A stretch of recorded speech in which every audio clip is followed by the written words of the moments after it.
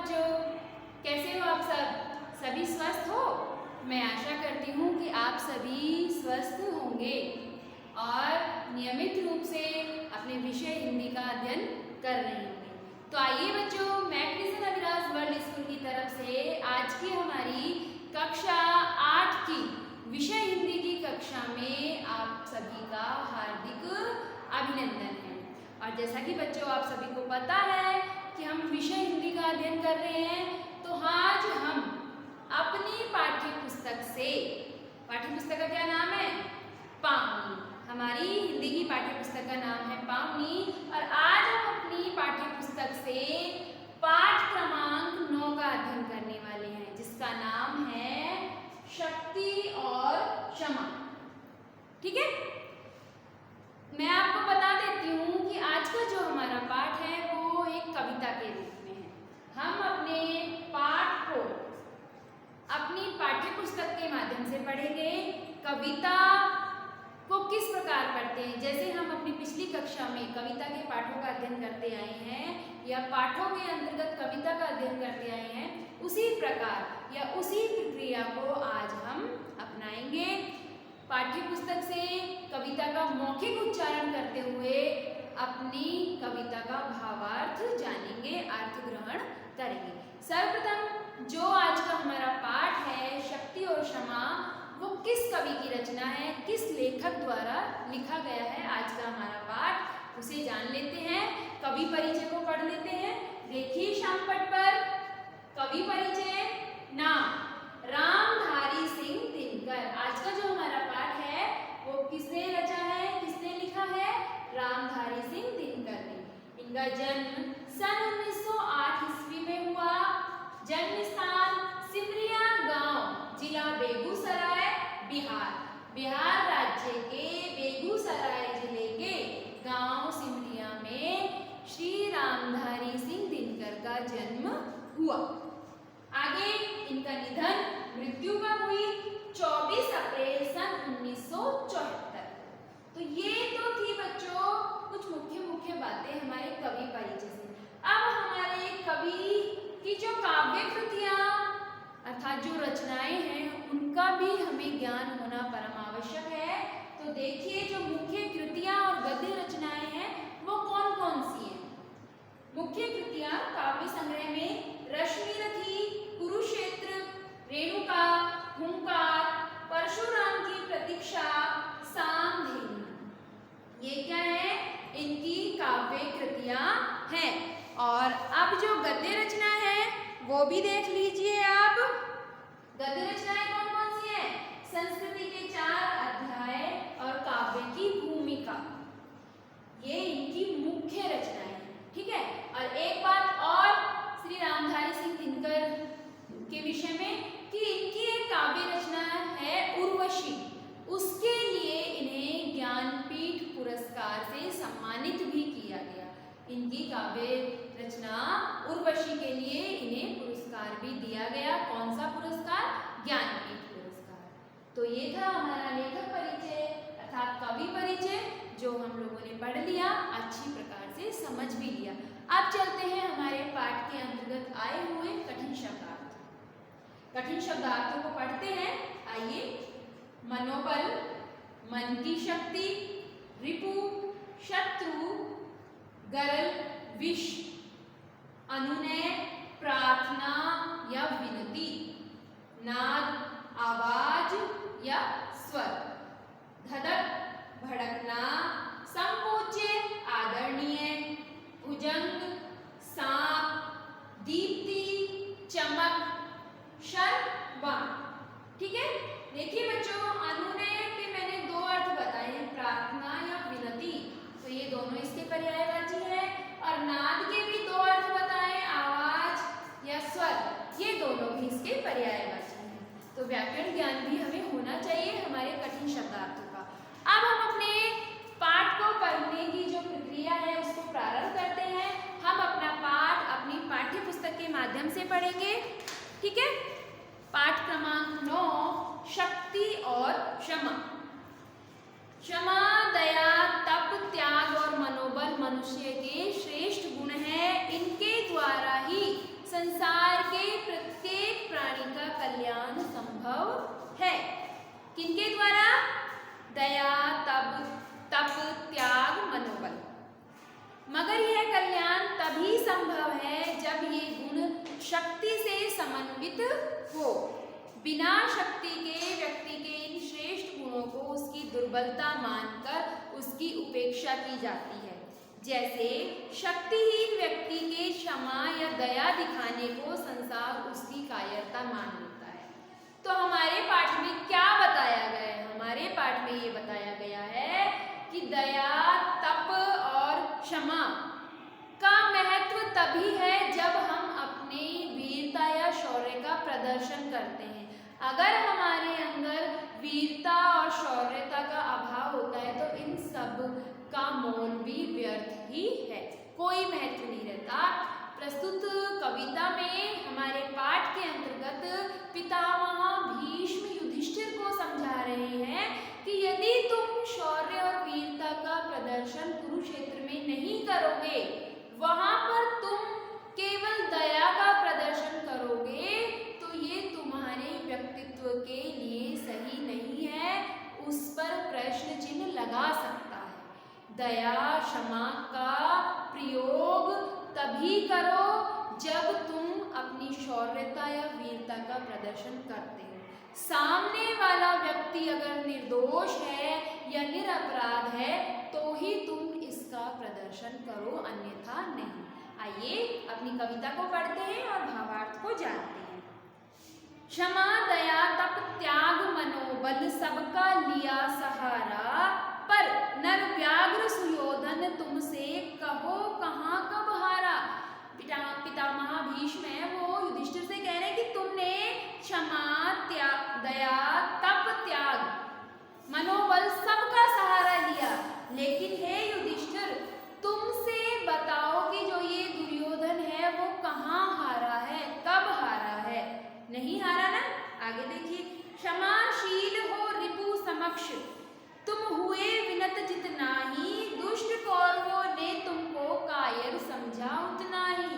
कि तुमने क्षमा को धारण किया, उन्हें बार बार क्षमा किया, जिससे तुम्हारे शत्रु तुम्हारा फायदा उठा रहे हैं। तुम उनके सामने जितना विनम्र हुए, दुष्ट कौरवों ने तुम्हें उतना ही कायर समझा। अत्याचार सहन करने का कुफल यही होता है, पौरुष का आतंक मनुज कोमल होकर खोता है। कि अत्याचार सहन करने का यही बुरा फल होता है कि मनुष्य में बल होने पर, ताकत होने पर भी वह अपने पौरुष का आतंक, जो भय है, डर है, वो खो देता है। क्षमा शोभती उस भुजंग को जिसके पास गरल हो, उसको क्या जो दंतहीन विष रहित विनीत सरल हो। कि जो क्षमा है, माफी है, वो उसी सर्प, भुजंग का अर्थ है सर्प को शोभा देती है जिसके पास विष है, जहर है। क्योंकि अगर उसके पास विष है, जहर है, तो प्रत्येक प्राणी उस सर्प से भयभीत होता है और उस सर्प से क्षमा की याचना करता है। अगर उस सर्प के पास विष ही नहीं है, दांत ही नहीं है डंक मारने के लिए, डसने के लिए, तो कोई भी संसार का प्राणी उस सर्प से नहीं डरेगा, तो उसकी क्षमा का महत्व ही नहीं रहेगा। आगे देखिए, 3 दिवस तक पंथ मांगते रघुपति सिंधु किनारे, बैठे पढ़ते रहे छंद अनुनय के प्यारे प्यारे। अब पितामह भीष्म युधिष्ठिर को किसका उदाहरण दे रहे हैं? पितामह भीष्म युधिष्ठिर को श्री राम का उदाहरण दे रहे हैं कि 3 दिनों तक उन्होंने समुद्र से रास्ता मांगा। सीता जी का हरण हुआ था और सीता जी समुद्र के उस पार लंका में थी, तो श्री राम ने अनुनय विनय प्रेम स्वरूप समुद्र से रास्ता मांगा, समुद्र देव से, कि हे समुद्र देव हमें रास्ता दीजिए जिससे कि हम लंका की ओर जा सके। और उस अनुनय विनय में श्री राम ने बहुत सारे छंद पढ़े, बहुत सारी बातें की समुद्र देव से। उत्तर में जब एक नाद भी उठा नहीं सागर से, उठी अधीर धधक पौरुष की आग राम के शर से। कि जब 3 बार उन्होंने रास्ता मांगा समुद्र देव से, तो समुद्र देव ने उन 3 बार के उत्तर में एक भी उत्तर नहीं दिया श्री राम को, कि एक बार भी उन्होंने प्रकट होकर श्री राम को रास्ता नहीं दिया। तो श्री राम को क्या हुआ? गुस्सा आया, क्रोध आया, उनके अंतर मन से प्रतिशोध की जो ज्वाला है वो भड़क उठी, धधक उठी, उनका पौरुष उत्पन्न हुआ, बाहर निकल के आया और श्री राम जी के बाण से अग्नि की ज्वाला प्रज्वलित हो गई। सिंधु देहधर त्राहि त्राहि करता आ गिरा शरण में, चरण पूज दासता ग्रहण की बंधा मूढ़ बंधन में। अब उस अग्नि के बाण को देखकर कि श्री राम समुद्र की ओर जब अग्नि का जो बाण है उसको ताने हुए हैं, तो समुद्र देव है वो डर जाते हैं, उनकी जो देह है, शरीर है, वो कांपने लग जाता है।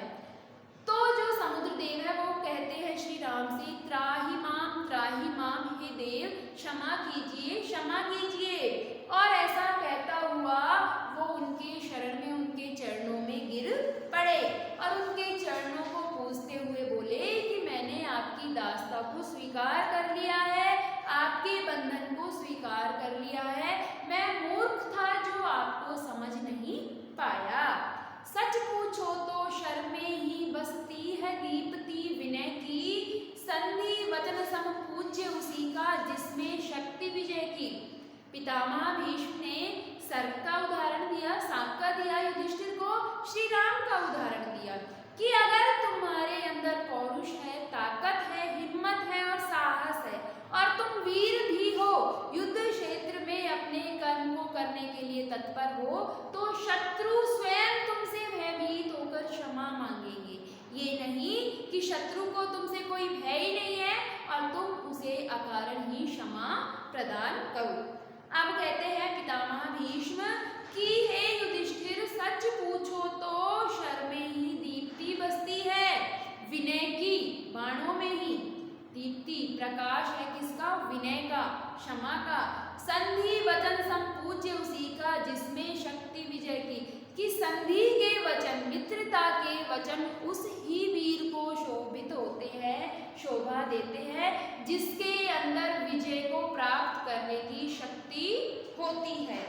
सहनशीलता दया क्षमा को तभी पूजता जग है, बल का दर्प चमकता उसके पीछे जब जगमग है। कि सहनशीलता, दया, क्षमा, तभी अगर कोई व्यक्ति अपनी सहनशीलता को दिखाता है, किसी व्यक्ति को दया भाव से देखता है या क्षमा करता है किसी अपराध के लिए, तो जग उसे तभी पूजता है जब वो अपनी वीरता को जग के सामने प्रस्तुत करता है या प्रदर्शित करता है, और उसका जो दर्प है, उसका जो प्रकाश है, गर्व है, वो उसके पीछे जगमग करता है, उसके पीछे प्रकाशमान रहता है। तो बच्चों, जो हमारी ये कविता थी, ये साहस और शौर्य का प्रतीक है कि व्यक्ति के अंदर किस प्रकार के गुण होने चाहिए, एक कर्मवीर के अंदर, एक योद्धा के अंदर। और क्षमा, दया, तप, ये सब तो होने ही चाहिए, लेकिन उसको अपने कर्म के प्रति भी संलग्न होना चाहिए, कर्म के प्रति भी आस्था रखनी चाहिए। अगर वो कर्म में उसकी अनुरक्ति है ही नहीं, लग्न है ही नहीं, तो ये सब जो उसके गुण है वो बेकार हैं।